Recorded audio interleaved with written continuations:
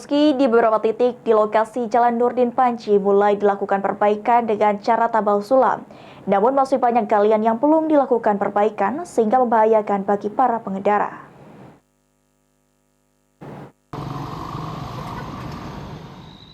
Meski beberapa titik jalan sudah mulai dilakukan perbaikan dengan cara tambal sulam, namun masih banyak galian yang belum dilakukan penambalan. Ditambah ada beberapa titik jalan yang masih berlubang di Jalan Nurdin Panji yang menghubungkan antara Jalan Tanjung Api-Api dan Jalan Residen Haji Najamuddin.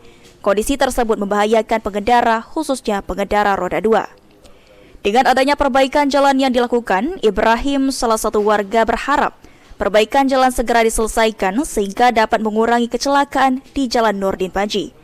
Selain itu, dengan adanya mobil angkutan barang bertonase besar yang kerap terparkir di sepanjang Jalan Nurdin Panji cukup meresahkan warga sekitar. Ya, harapannya ya supaya cepat diperbaiki, bagus, supaya mungkin bisa mengurangi kecelakaan.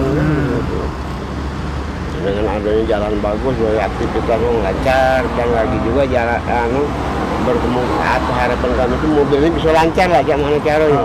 Iya kan? Supaya kami tidak ganggu usaha kami. Biar tidak ada parkir di pinggir-pinggir jalan ini juga, Pak, ya, terutama ya. Senada Norman, salah satu warga, mengatakan lubang di beberapa titik lokasi Jalan Nurdin Panji kerap tidak terlihat oleh pengendara saat hujan dan malam hari, sehingga cukup membahayakan. Ya, seharusnya jalan ini kalau rusak harus langsung diservis. Segera diperbaiki, Pak, ya. Diperbaiki, jangan sampai ada lubang. Kendalanya satu, kalau ada lubang musim hujan itu tertutup, tidak ada lubang, tidak kelihatan. Itu perlu di... Eki Saputra, PAL TV.